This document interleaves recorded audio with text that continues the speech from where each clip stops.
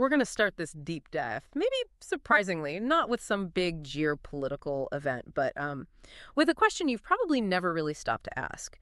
What file format are you actually using for the most critical knowledge? You know, the stuff being produced right now in your country. Think about those major government memos or high-level academic research, maybe critical military documents. Most places, most institutions, probably just driven by decades of habit, they answer almost instinctively. Microsoft Word, Right. a docx file. It just feels like the default. It's just how things are done. Exactly. It's the air we breathe almost. Yeah. But what if that choice, that default, that mandated pervasive institutional habit, what if it wasn't just, convenient inertia? What if it was actually structurally undermining intellectual integrity? What if it was draining public funds? Maybe even posing a serious risk to digital sovereignty? Wow. Okay. So that is the extremely provocative, you could say, and apparently deeply documented thesis we're planning to unpack today. We are diving into something called an open ethical memorandum. And it sounds like it launches a full frontal assault on this widespread reliance on proprietary formats, particularly across what the source calls PME institutions. That's right, PME. Yeah. Stands for public offices, military establishments, and educational or academic bodies. So basically the core public knowledge infrastructure. Right. And you said the source doesn't pull any punches. It claims forcing these organizations, these public bodies, to rely only on commercial software, especially when there are free, open, and maybe even superior alternatives out there. Yeah. That this shows, and I think I'm quoting this right, ethical blindness Right. and a massive failure of professional competence. That's the language it uses, yes. It's deliberately strong. The core argument is that a simple file format, that ubiquitous docx we all know, somehow becomes a vehicle for this level of, structural impropriety. It's quite a claim. It really is. So our mission today, our deep dive, is to understand how. How does a file format do that? We need to figure out why this memorandum is calling for such a drastic shift, like an immediate mandatory move to open standards. Okay.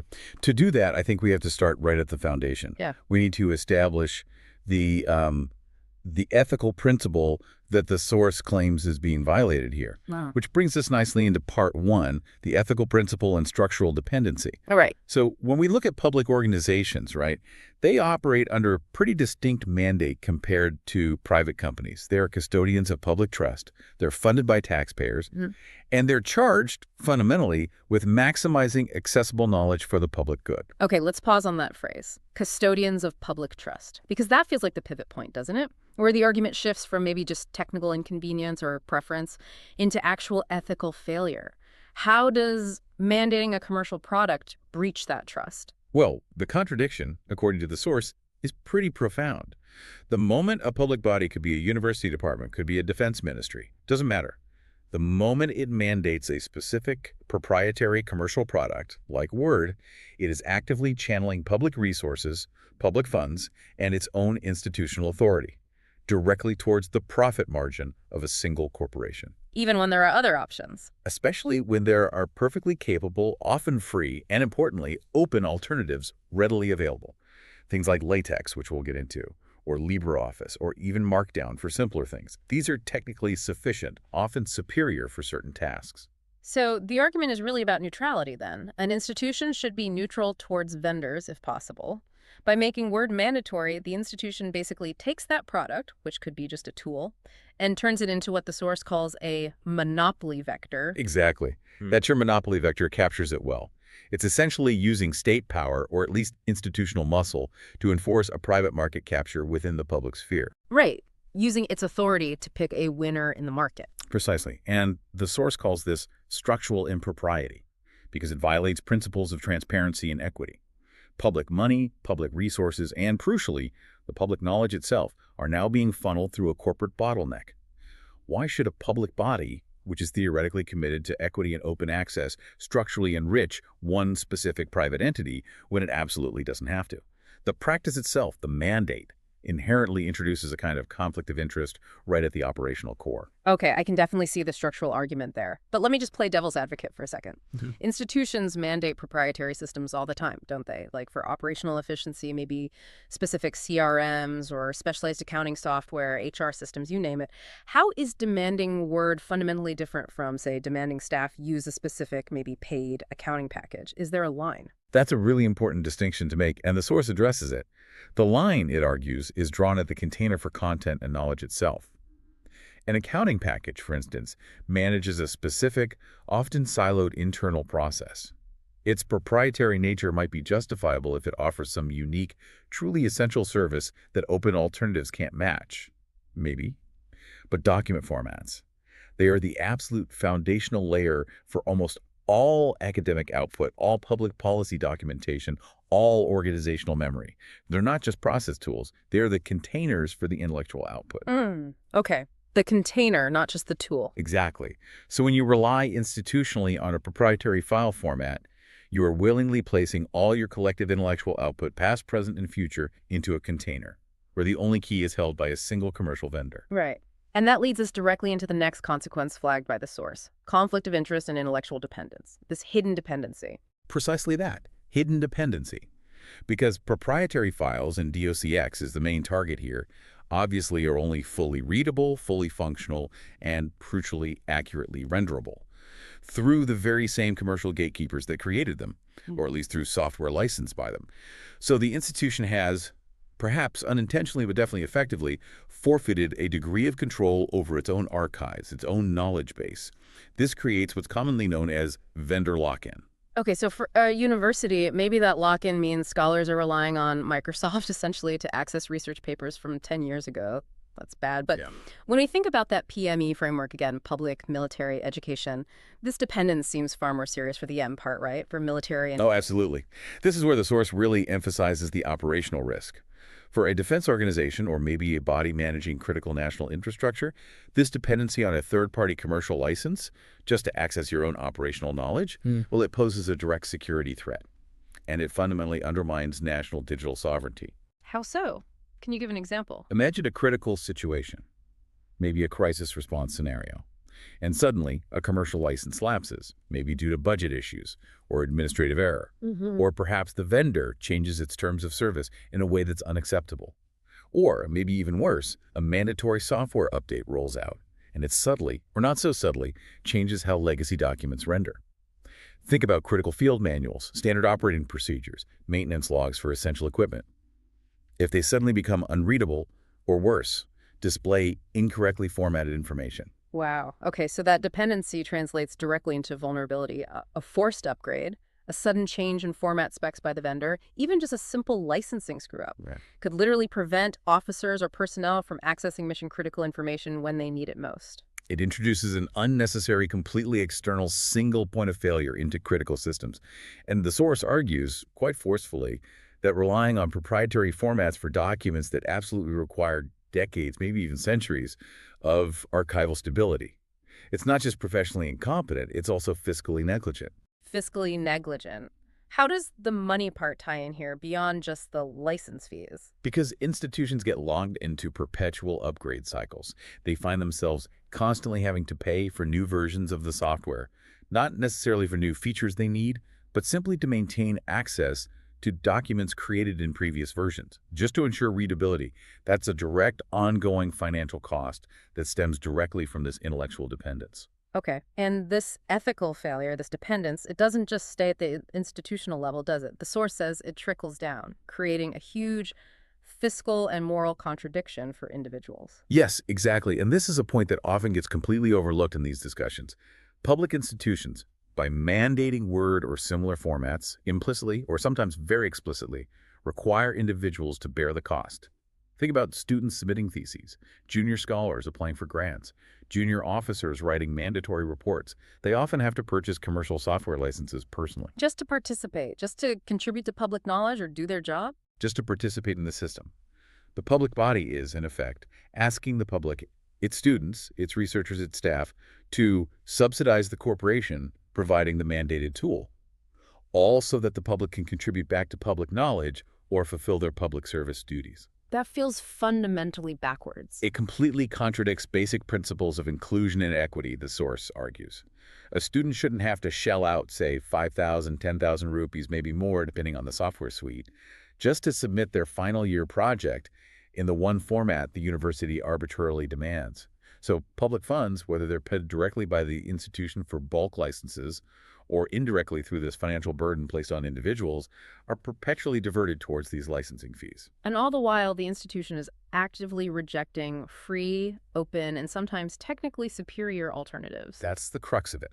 Choosing, actively or passively, to sustain an ongoing unnecessary drain on public wealth, both institutional and personal. So, boiling it down, the choice to mandate proprietary formats isn't just inertia.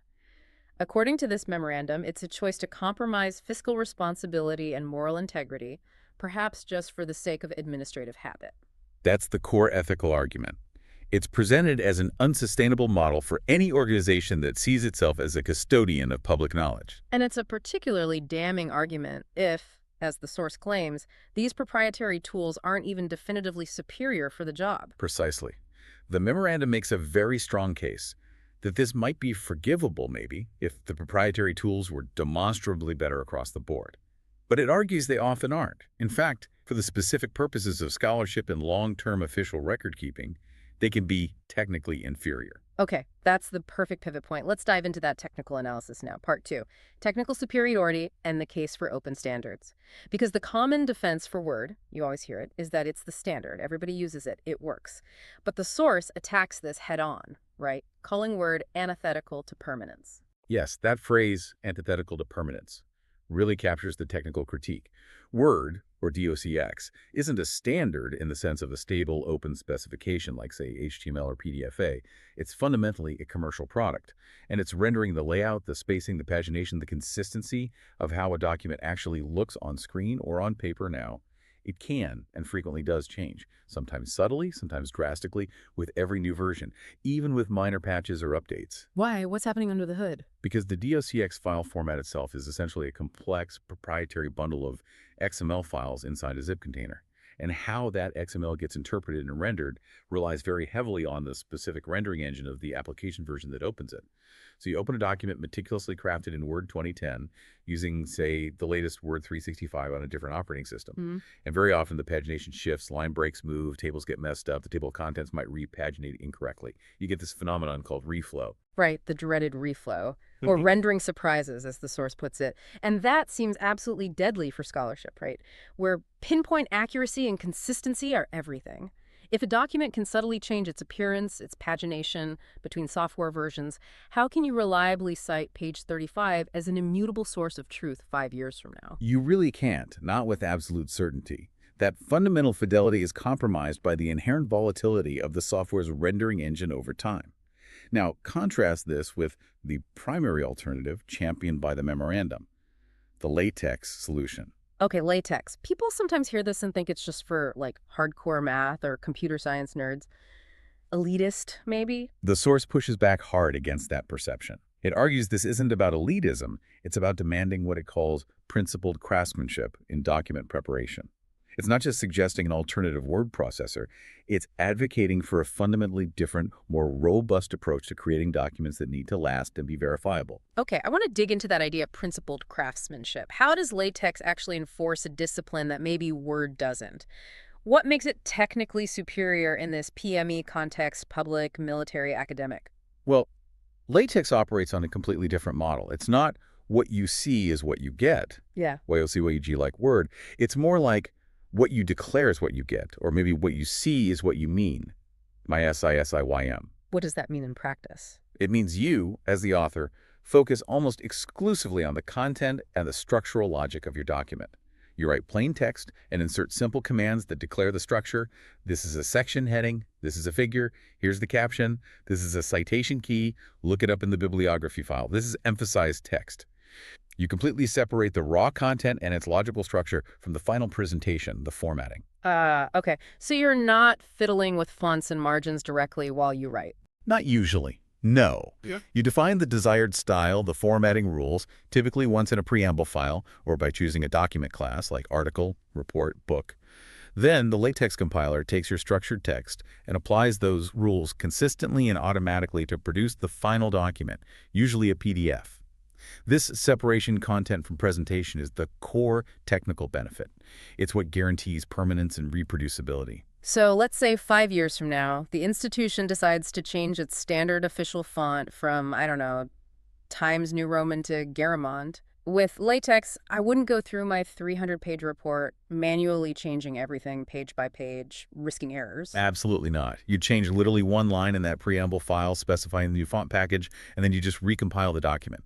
The software handles the rest, applying the change perfectly and consistently everywhere, adjusting line breaks and pagination automatically based on the new font metrics. The result is deterministic. That sounds incredibly powerful, especially for long, complex documents or documents that need regular updates while maintaining a consistent style. It is. And this leads to a clear checklist of benefits, especially for public bodies concerned with accuracy and longevity. First, typographic precision and full reproducibility. Because the final output is compiled algorithmically from fixed source code, it ensures platform-independent reproducibility. Compile it today, compile it in 10 years, you should get the exact same visual output. Pixel perfect, ideally. Okay, what else? Second, that clear separation of content and presentation we talked about. This is crucial for large documents, collaborative projects, and long-term archiving. It makes auditing the structure easier and prevents authors from accidentally corrupting the document's formatting while they're just trying to draft or edit the text. Makes sense. Third, free accessibility. LaTeX itself and all the major distributions and editors are free and open source. Zero licensing barriers. This means universal access for anyone to contribute, review, or disseminate documents. It aligns perfectly with the public mission. Got it. And fourth, seamless integration with open archiving and long-term preservation. LaTeX source files are just plain text files, .tex.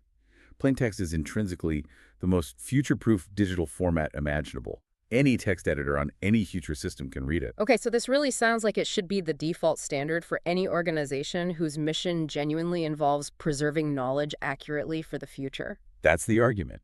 And this technical advocacy connects directly back to the need for proper, recognized international standards as the foundation for institutional document workflows, not just relying on one company's product. Right. You mentioned the source insists on anchoring in globally accepted, transparent standards, not corporate whims. What are these key standards? Absolutely. The memorandum is very specific here. It insists that institutional documentation standards shouldn't be based on proprietary formats that can change at a company's discretion. They must be anchored in stable, internationally recognized, consensus-driven specifications. And it highlights two critical ISO standards by name. Okay, let's break those down. What's the first one, maybe for the creation and collaboration phase? For the working document format, the editable format, the standard should be the Open Document Format, or ODF. That's formally ISO EC 26300. ODF. Okay, what is that exactly? ODF is also an XML-based file format for things like text documents, .odt, spreadsheets, presentations, .rtp. But the crucial difference from DOCX is that its specification is developed and maintained by an international standards body, OASIS, then adopted by ISO AC. This means the specification is public, it's stable, it evolves through a transparent, consensus-based process, and is completely vendor neutral. So unlike DOCX, if the main company supporting ODF now, maybe Collabora or Red Hat with LibreOffice, if they disappeared tomorrow, it wouldn't matter for the format's longevity. Any other software developer now or 50 years from now can access the open specification and write code to correctly interpret or create ODF files. There's no single corporate gatekeeper. Okay, that's ODF ISO 26300 for the working documents. What about the second critical standard? You mentioned archiving, the final immutable record. That's PDFA. The A stands for archiving. Its formal designation is ISO 19005. And it's really important to stress, this is not just any old PDF file you save from Word or print to PDF. PDFA is a specifically constrained subset of the standard PDF format, meticulously designed for long-term preservation and retrieval. Constrain how? What makes PDFA different? Technically superior for archiving. This is the kind of detail our listeners probably want. Right. PDFA enforces a strict set of rules designed to maximize the chances that the document will render exactly the same way, decades or centuries later, regardless of the viewing software or operating system. Critically, it forbids anything that relies on external resources or dynamic functionality that might break or become obsolete over time. Like what? What does it forbid? Okay, key prohibitions in PDFA include 1. No encryption. The file must be unencrypted to ensure future systems can always access the content without needing specific decryption keys or software that might be lost. 2. No external content references. Things like linking to external websites or embedding multimedia files that rely on external players or codecs are forbidden. All content needed to view the document must be inside the file itself. 3. Mandatory font embedding. This is a huge one. Every single font used in the document must be embedded directly within the PDFA file. So that completely solves the common problem where you open a DOCX or even a standard PDF on a different computer, and if you don't have the exact same fonts the author used, the whole layout breaks, lines wrap differently, everything looks wrong. Exactly. PDFA prevents that failure mode entirely by mandating that the font data travels with the document. It guarantees the document will render with the correct typography, exactly as intended by the author, even if the viewing system 50 years from now has never heard of the fonts used. It also forbids things like JavaScript or executable code within the PDF, which could pose security risks or rely on specific runtime environments that disappear. So PDFA is basically a self-contained, stable, predictable snapshot of the document designed for the very long haul. Precisely. And the memorandum argues that by adopting ODF, ISO 26300, for drafting and collaboration, and standardizing on PDFA, ISO 19005, for final submission and archiving, institutions achieve not just ethical compliance and technical robustness, but also huge gains in administrative simplicity. How so? Now, Simpler. yes, because they eliminate the constant manual struggle with format conversions, rendering surprises, and version incompatibilities. The workflow becomes clear. Draft and collaborate in a stable, open format like ODF, using LibreOffice, for example. Review and comment using standardized PDF annotations. And archive the final, approved version as a guaranteed stable PDFA. It's a robust, easily auditable, and potentially highly automatable workflow. You eliminate the guesswork, and the reflow surprises inherent in relying solely on proprietary product cycles. Okay, this technical case seems really strong, which makes the next part even more, well, maybe disturbing. If the open method is technically sound, often superior, and free, why are institutions, according to the source, paying staggering amounts of money to actively avoid it? This brings us to part 3, the commercialization of bureaucratic dependence. Right. This is where the ethical failure we discussed earlier really metastasizes into concrete, quantifiable fiscal negligence, specifically involving taxpayer money. The refusal, or maybe just the inertia, preventing the adoption of these open standards has unintentionally, or perhaps intentionally in some cases, created a disturbing phenomenon the source labels the cottage industry of dependency. A cottage industry. What exactly is this cottage industry, and how does it manage to sustain itself within these large PME institutions? It's essentially the commercialization of what should be routine, low-level internal office practice. It works like this. High-level academics, researchers, senior officers, the people actually creating the valuable content, are often mandated to deliver their final documents in a specific proprietary format, usually Word. They might not be fully trained in the intricacies of Word's advanced formatting, or the receiving office might demand adherence to a very specific, complex template only available in Word, maybe for final typesetting or official branding. Okay, so what happens? So rather than train people or adopt simpler open formats, the task gets outsourced or delegated. Clerical intermediaries, sometimes internal administrative staff, sometimes external technical writers or specialized formatting firms, are given the job of final formatting. But wait, the irony here, as the source points out, is that the people who actually wrote the content, the highly paid experts, the scientists, the policy analysts, they've already done the hard intellectual work, right? They've probably already produced a clean, structurally sound document, maybe even exported it as a basic PDF from their preferred tool like LaTeX or Scrivener or whatever. The content is correct. The problem being solved is purely administrative formatting. It's almost always purely administrative formatting. And this delegation triggers what the source described as a shockingly wasteful, completely redundant conversion cycle. We should probably map out the steps of this cycle, because seeing them laid out really demonstrates the manufactured incompetence, the sheer absurdity of it. Yeah, lay it out for us. Where exactly does the waste happen in this cottage industry process? Okay, step by step, here's the typical flow described. 1. The starting point. A scholar, researcher, or officer creates a technically sound, accurate, well-structured document. Often they might have already exported it to a clean open format like a PDF generated directly from LaTeX, or maybe a clean ODF file from LibreOffice. The content is finalized. Okay, makes sense. Step 2. 2. The administrative mandate. The receiving department, the journal, the administrative office, whatever it is, mandates that the final submission must be in a proprietary Microsoft Word DOCX format, usually for sign-off, final review, or processing. Right, a bureaucratic hurdle. 3. Forced and flawed conversion. Now, that perfectly good, often already finalized PDF or ODF document has to be forcibly reconverted back into a proprietary DOCX file. This step itself often introduces errors and instability because Word's import filters struggle to accurately reflow complex layouts or non-native formats perfectly. Fonts might change, spacing goes wonky. So the conversion itself breaks things. Frequently, yes, which leads directly to step 4. 4. Artificial labor, where the money goes. Now, intermediaries, either internal staff pulled from other duties or, more often, outsourced contractors, have to manually go into that messy converted docx file. They manually reflow the text, fix the pagination errors introduced by the conversion, fiddle with proprietary fonts to match the template, manually adjust image placements, fix broken tables, correct the table of contents. It's painstaking, manual, non-intellectual labor, and crucially, it's billable. That's where the cost comes from.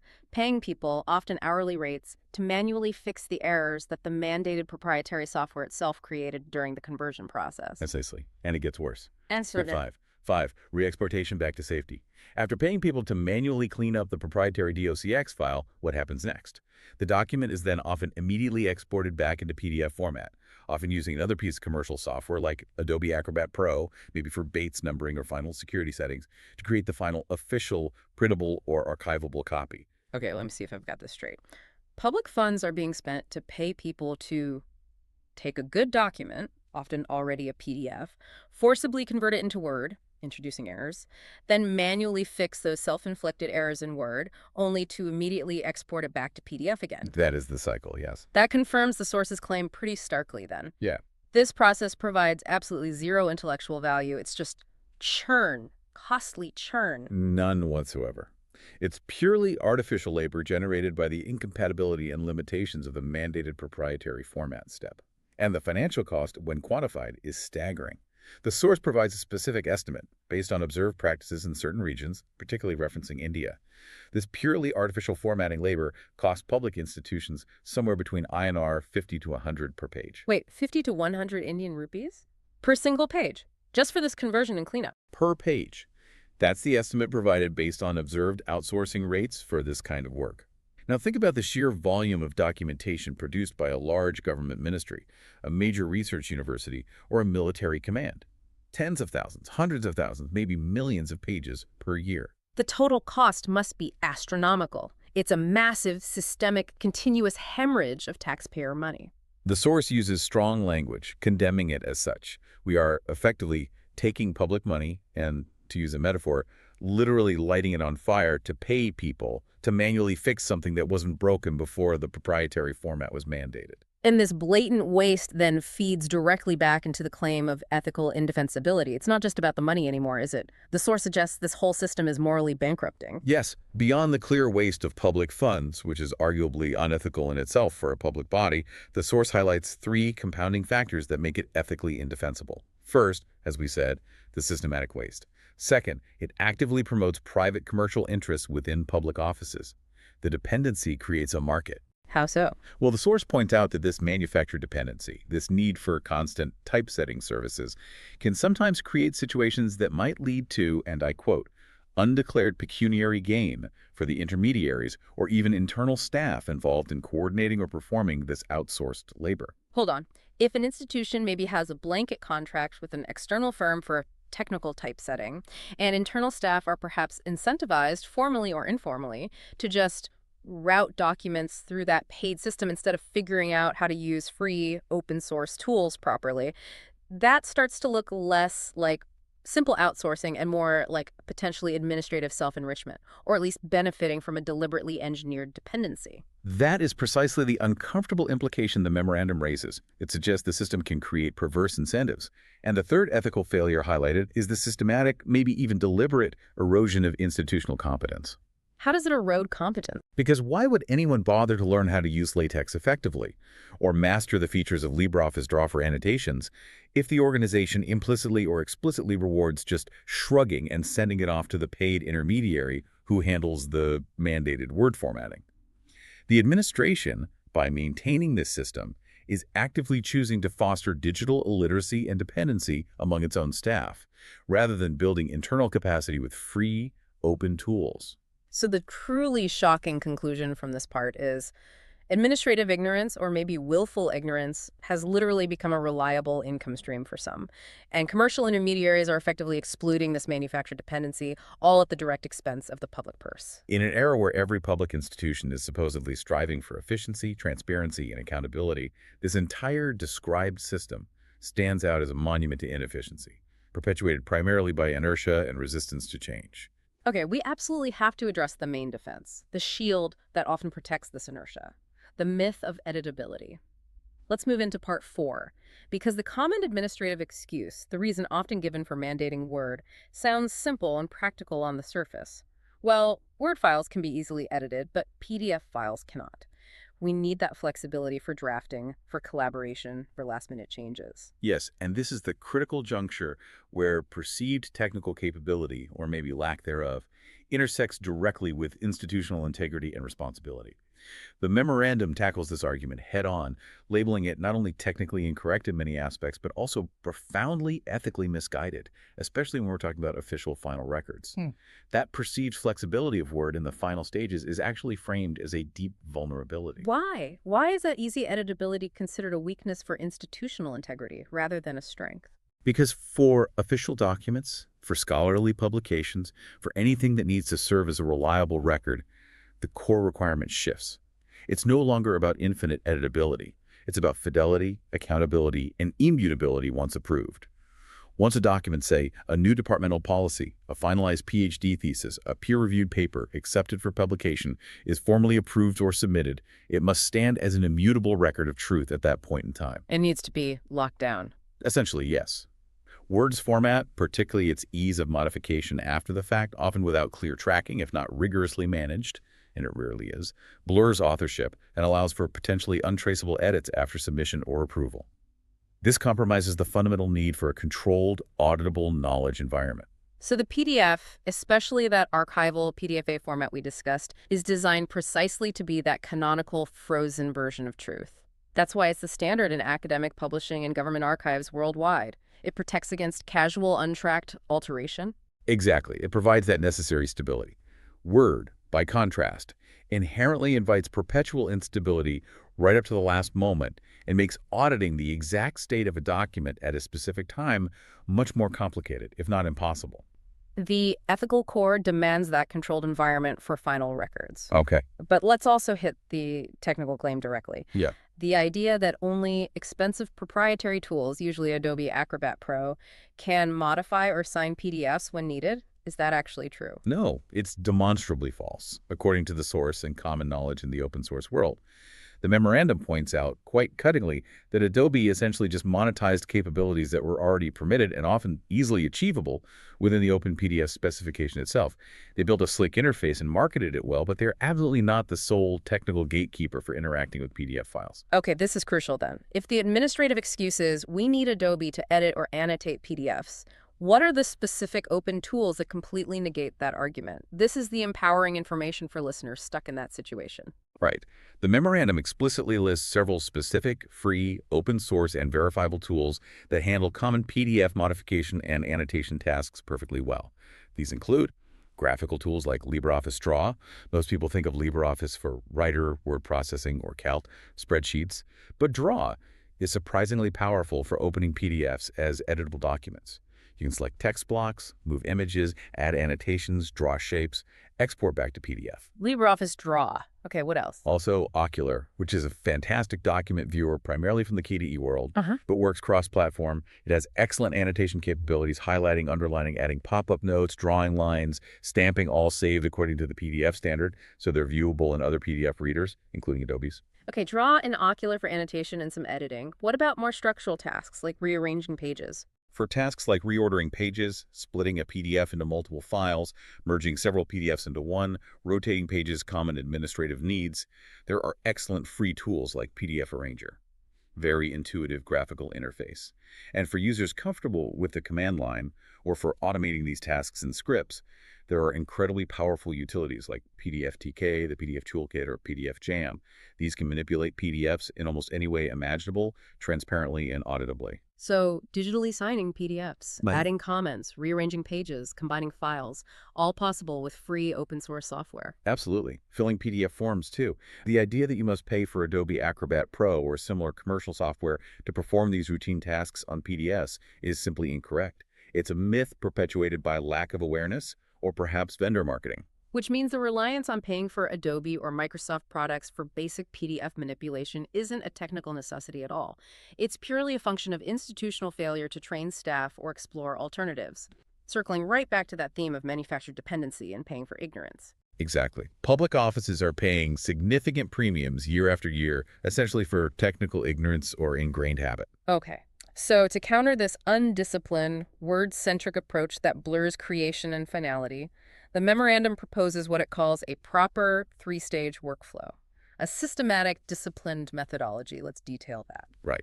The goal here is to consciously separate the distinct phases of document creation, review, and preservation, Right. using the right tool for the right job at each stage and maximizing transparency and accountability throughout. Okay, walk us through it. Stage 1, drafting and collaboration. This stage, the source argues, should be conducted exclusively in open source formats.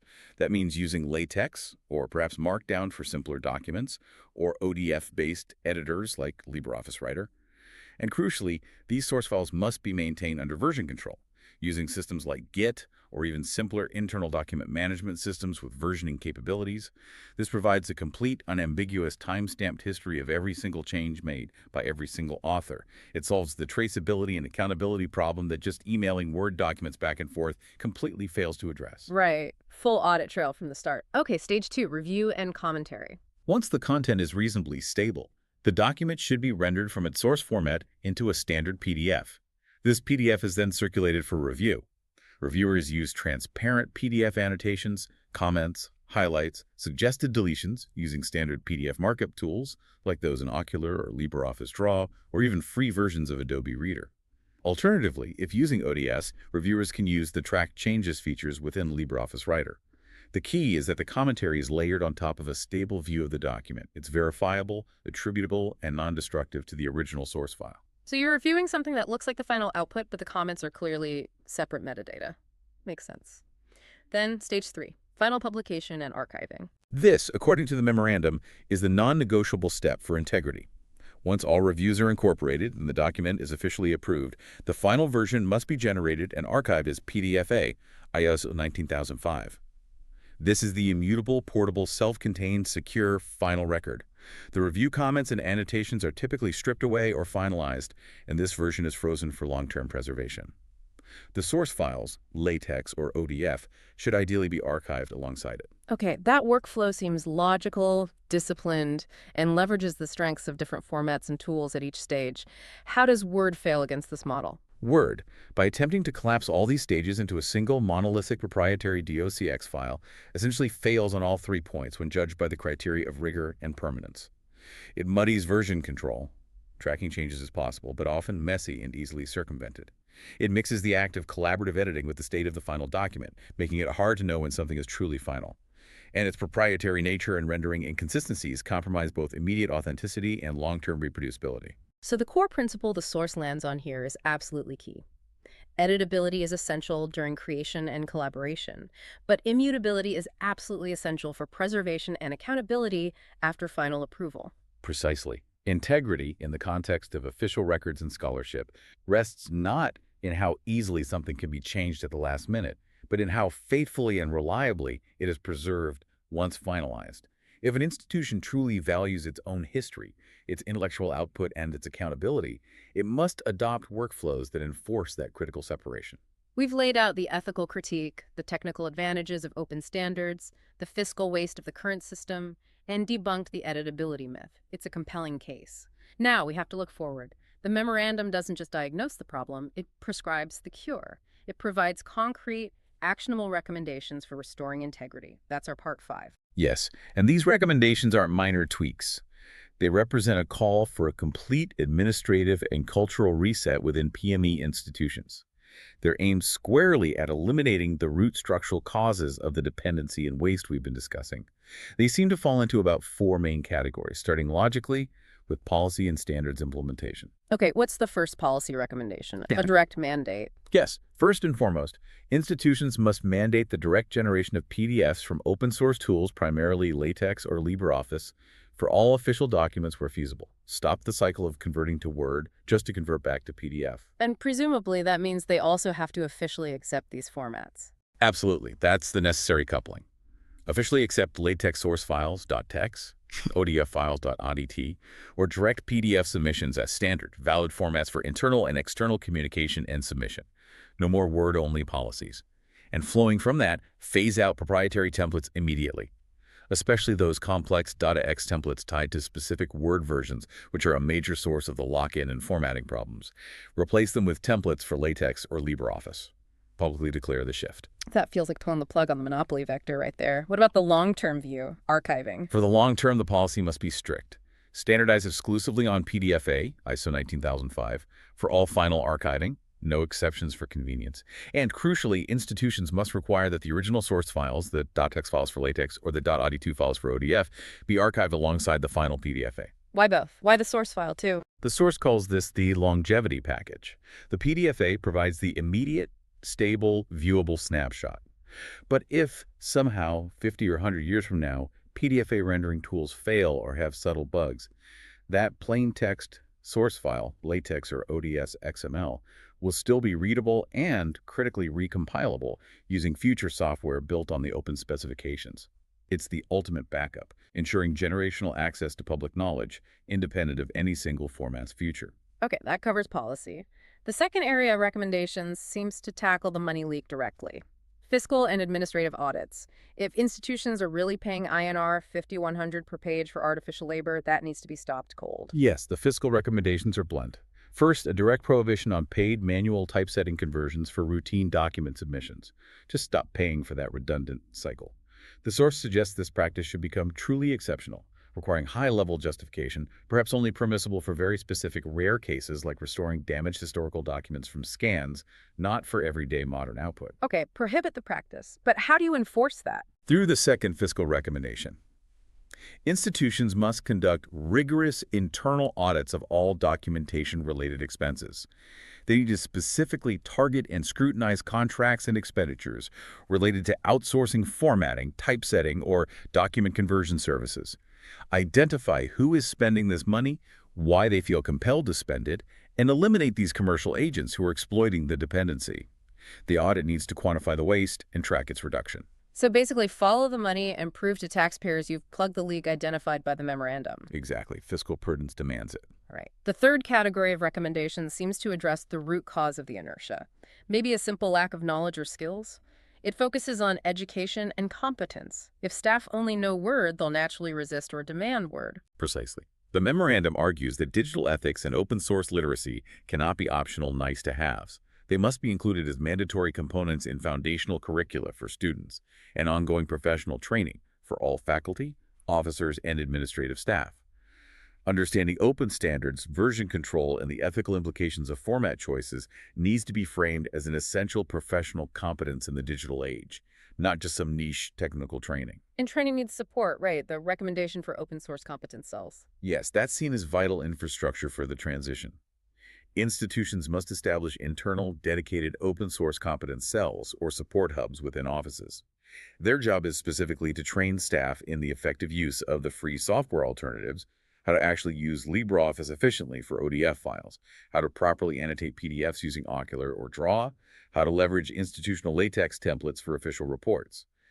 If staff are actively enabled and supported, the fear of the unknown disappears, and the dependency on proprietary formats naturally vanishes. Okay, policy changes, financial audits, education. What's the final piece? It sounds like a necessary cultural shift, encapsulated in the last recommendation, an ethical affirmation. Right. This is about making a clear public statement of principle. The recommendation is for institutions to formally adopt and publicize a policy declaration stating unequivocally that no scholar, student, member of staff, or officer shall ever be compelled, directly or indirectly, to purchase commercial software licenses merely to contribute to public knowledge, participate in research, or perform their official duties. That's a powerful statement. It puts equity and access front and center. It does. It's positioned as a foundational statement, explicitly affirming the priority of equity, public access, and national digital self-reliance over convenient partnerships with commercial vendors. It sets the ethical baseline for all the other changes. Wow. Okay, so this entire memorandum taken together, it really does completely reframe how we should think about something as seemingly mundane as document formats. It elevates it from a minor technical detail to a significant institutional choice, a crossroads between maintaining integrity and enabling commercial complicity. That's a good way to put it.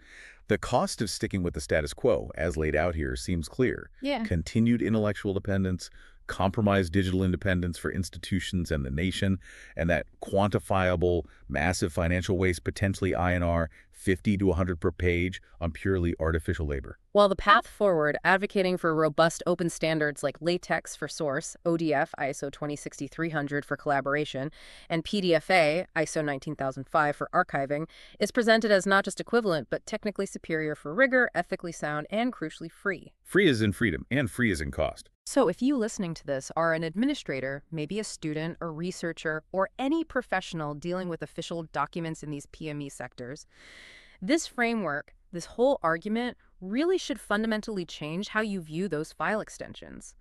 A docs file landing in your inbox isn't neutral. The source argues you're potentially accepting a vulnerability, a future incompatibility, a hidden cost. And if your institution demands you submit work only as a DOCX file, you're arguably participating in and perpetuating fiscal waste and ethical compromise. It shifts the perspective dramatically. And the source leaves us with one final, really provocative thought aimed squarely at challenging that administrative inertia we keep mentioning. It basically says, if an officer, a senior researcher, or an educator in the 21st century claims they cannot handle a well-structured open PDF or an ODF file for review or processing, then the problem lies not with the document's format. The problem lies with an outdated, inefficient, and likely incompetent workflow that simply refuses to evolve beyond its comfortable proprietary dependency. Oof. That really puts the responsibility for change squarely on institutional leadership and individual professional development, doesn't it? So, given the ethical clarity argued here, the technical superiority claimed for open standards in specific contexts, and especially those staggering potential financial costs, we have to leave you with this question. What administrative excuses honestly remain valid for continuing to accept proprietary dependency over investing in competence, open standards, and institutional integrity? This isn't just about picking software. The source contends it's a fundamental choice that affects institutional health, public finances, and maybe even national self-reliance in the digital age. It's a deep question. Yeah. We definitely encourage listeners interested in this to actually look up those ISO standards, ISO 2060-300 for ODF, ISO 19005 for PDFA. See what they entail. Yeah, and maybe start asking some uncomfortable questions about the document workflows and hidden costs within your own organizations. It seems like a conversation worth having.